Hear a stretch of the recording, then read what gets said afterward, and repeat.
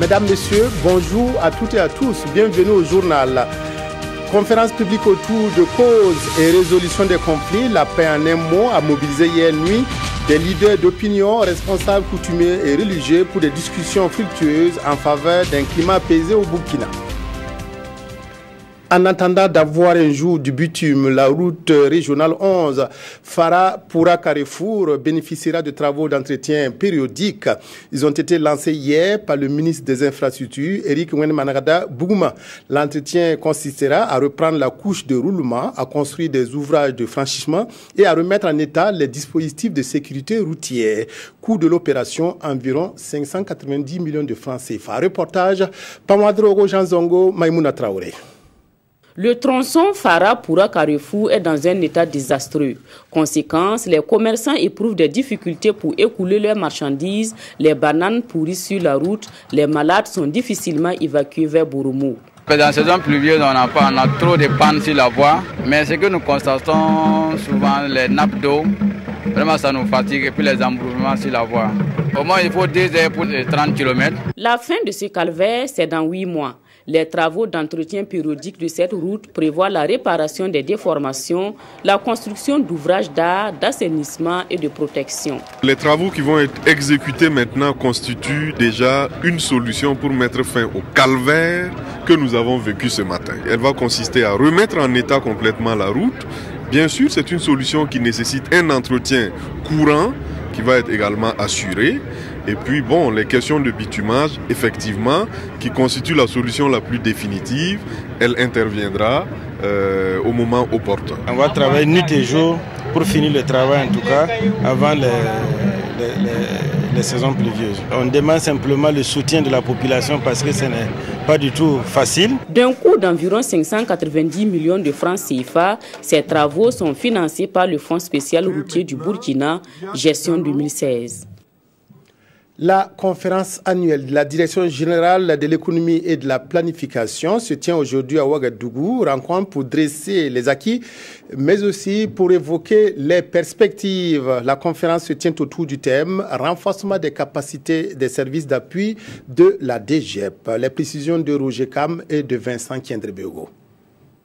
Venus des différentes régions du Burkina, chefs de service et agents du ministère de l'économie, des finances et du développement réfléchissent pour une amélioration des activités de la Direction générale de l'économie et de la planification.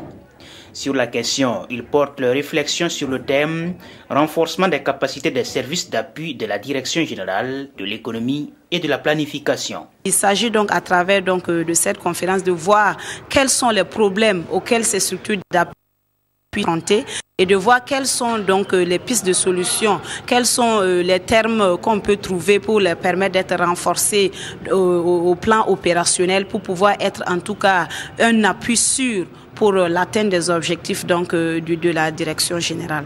Au cours de 2016, nous avions donc appuyé l'ensemble donc des ministères sectoriels à l'élaboration donc de leur politique et stratégie de développement. Et en perspective, en 2017, nous voudrions donc nous positionner comme une structure qui est partie prenante dans la mise en œuvre donc, du programme national donc, de développement économique et social. À la faveur de cette conférence annuelle, une journée porte ouverte est initiée au profit du public pour mieux connaître la Direction générale de l'économie et de la planification. Ce rapport, c'est la croissance démographique au Burkina Faso, opportunités et défis. C'est-à-dire que le Burkina Faso est un pays dont la démographie est très accélérée. Donc le taux de croissance démographique est de 3,1%, donc l'une des plus grandes au monde. La secrétaire d'État Pauline Zouré espère qu'à l'issue de cette rencontre, les échanges soient fructueux en vue d'apporter des réponses aux défis qui se posent. Des leaders d'opinion, responsables coutumiers et religieux se sont pressés hier soir à Ouaga 2000 à l'invitation de la Fédération des femmes pour la paix mondiale et la Fédération pour la paix universelle. Les participants sont venus parler de paix. C'est une conférence publique qui a permis aux uns et aux autres d'échanger autour des causes et résolutions des conflits. Les précisions de Paul David Bambara et de Maxime Zongo. La patrie ou la mort nous vaincrons. Hymne national, hymne de la paix, prière, 1 minute de silence pour les disparus, beaucoup de solennité au cours de cette rencontre de méditation.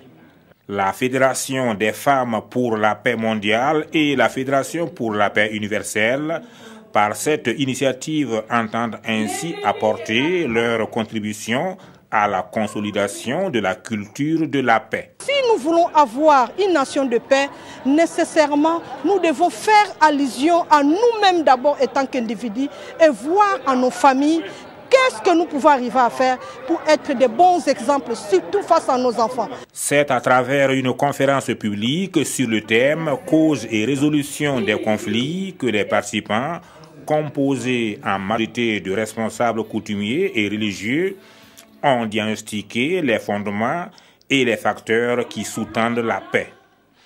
Pour leur engagement et leur dévouement dans les activités en faveur de la paix, une cinquantaine de personnes ont été élevées au rang d'ambassadeurs de la paix. Elles auront ainsi pour mission d'aller prêcher la paix dans leur entourage et partout à travers le monde. Comment se mène l'opération de ciblage des personnes vulnérables lancée en août dernier à Manga dans le Zunwego? C'est à travers un atelier que se mène l'évaluation. Cette rencontre passe en revue la réduction des populations vulnérables dans les 5 villes que sont Kaya, Manga, Mané, Ségana et l'arrondissement 4 de Bobo du Lasso pour évaluer l'opération. Reportage Mathias Drabo, Maïmouna Traoré. Les participants à cet atelier évaluent ici l'opération interne de ciblage des personnes vulnérables au Burkina Faso. C'est une tribune pour passer en revue les différentes stratégies en vue de mieux soutenir les populations vulnérables en 2017. Il s'agit également d'un cadre pour échanger sur la situation des personnes identifiées au cours de leur tournée en août dernier. Nous avons fait l'opération pilote de ciblage des personnes vulnérables dans 5 communes. Maintenant que l'opération s'est déroulée, nous voulons faire maintenant le point de ce qui s'est passé durant toute cette phase pilote-là, pour tirer les enseignements nécessaires en vue d'améliorer ce que nous avons couché sur papier sur le plan théorique.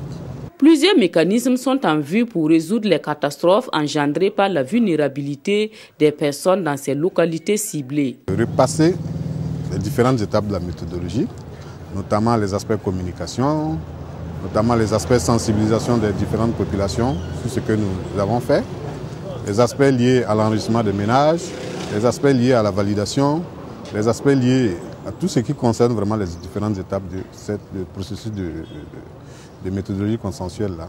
Et c'est tout ça qui va nous permettre vraiment de tirer les enseignements nécessaires en vue d'améliorer les différentes étapes de cette méthodologie là. En dépit des efforts consentis, de nombreux ménages burkinabés restent vulnérables.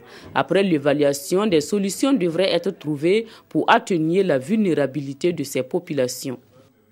Depuis 2013, la FAO diffuse dans chaque pays du Sahel un programme pluriannuel résilience. La FAO partage à travers un atelier des informations pour permettre l'appropriation de ce programme d'un montant d'environ 115 milliards 554 millions de francs CFA. Il sera mis en œuvre pour améliorer durablement la sécurité alimentaire et nutritionnelle des populations. Les précisions d'Urbain Sommet et de Yolande Lompo.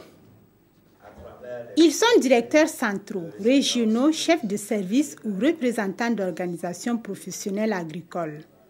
L'Organisation des Nations Unies pour l'alimentation et l'agriculture souhaite partager avec eux des informations sur son programme pluriannuel Résilience Pays.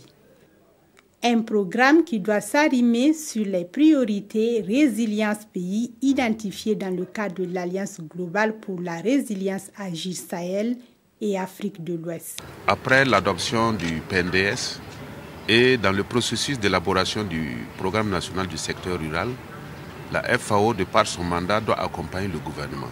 Et pour ce faire, à partir du document Priorité Résilience Pays adopté par le gouvernement, la FAO a essayé de décliner l'assistance qu'elle peut apporter au gouvernement. Et le présent atelier a pour essentiellement objectif de s'assurer que ce qui est planifié est cohérent avec les priorités du Burkina Faso et en même temps avoir un plan d'opérationnalisation. Au Burkina Faso, la construction de la résilience reste un défi en raison des conditions agroclimatiques et socio-économiques. Et le ministère en charge de l'agriculture accueille favorablement cette initiative qui vise à améliorer durablement la sécurité alimentaire et nutritionnelle des populations vulnérables. Le coût global de ce programme qui s'exécutera sur une période de 3 ans à partir de 2017 est de 115 554 millions de francs CFA.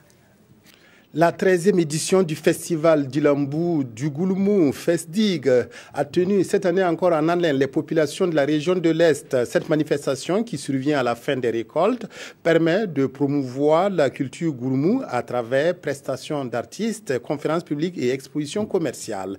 Reportage à Fadam Gourma d'Alassane Tendrebego et de Mahamadi Ouedraogo. Des troupes de danse traditionnelles et des artistes musiciens venus de diverses localités du Burkina font une démonstration de talent pour magnifier la culture goulmou à travers le festival d'Ilembou.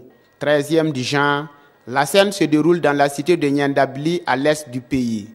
La région de l'Est elle est très grande et vraiment les expressions culturelles sont très variées. Donc nous essayons d'offrir un plateau de promotion de cette culture-là. C'est une tribune de promotion et de valorisation artistique et il est donc de notre devoir de soutenir une telle initiative et de veiller à ce qu'elle ne s'éteigne pas. À travers un panel avec pour thème central jeunesse et culture pour une citoyenneté active, une interpellation est faite à la jeunesse du Goulmou à s'investir davantage pour la cause de la patrie. C'est un honneur qui a été porté à toute la jeunesse de la région, pourquoi pas du pays. Quand vous voyez aussi le thème, c'est pour inviter les jeunes à s'engager davantage pour le développement du pays et à ne pas s'attendre à ce qu'on leur apporte des solutions prêtes à porter. Quand on est jeune, il faut aussi travailler à valoriser sa culture, mais aussi il faut participer de façon citoyenne au développement en tout cas de sa cité. Selon le promoteur, le FESDIG vise la revalorisation de la fête des récoltes appelée Dilembou en langue groumanché. Une pratique festive qui s'inscrit dans la dynamique de promotion du patrimoine artistique, culturel, touristique et agro-silvo-pastoral de la région de l'Est. L'explosion d'un véhicule samedi dernier à Pau est commentée aujourd'hui par les journaux. Autre sujet, la location d'1 million de francs CFA aux députés. Vincent Tiendrebego signe la revue de la presse. L'explosion du véhicule à Tambolo à Pau le 24 décembre dernier revient dans certaines parutions du jour. Siroya, dans ses murmures, évoque un mystère sur l'identité des victimes, à l'exception du chauffeur qui a été formellement identifié. Qui sont-elles? D'où venaient-elles? Et où allaient-elles? S'interroge le journal. De mystère, il n'en est rien, croit savoir le quotidien, qui affirme que le drame n'est pas un acte terroriste, contrairement à la rumeur. Le véhicule transporterait des explosifs servant à ravitailler les orpailleurs artisanaux, une pratique devenue monnaie courante dans cette localité transfrontalière, précise le quotidien, et ajoute que les victimes sont au nombre de 6 au lieu de 4. 1 million de francs CFA pour chaque député à la fin de la dernière session. Sursaut est mis au point dans la presse. Quelle mouche a piqué les députés pour qu'ils encaissent chacun 1 million de francs, se demande l'Express du Faso, qui est vite passé au calcul du montant total. Ce n'est pas le montant qui pose problème, mais le contexte, ajoute le journal. Et la réaction de l'Assemblée nationale n'a pas tardé. Dans son communiqué repris par le quotidien et le pays, le Parlement explique. Il s'agit d'une ligne budgétaire héritée de toutes les législatures passées qui prévoit un appui aux députés pour rendre compte du travail parlementaire aux populations de la base. Et l'Assemblée nationale n'a fait qu'appliquer la loi de finances, gestion 2016, adoptée l'année dernière par le CNT. Dont acte. Fin de cette édition. Merci de votre aimable attention à la RTV. Excellent après-midi à toutes et à tous.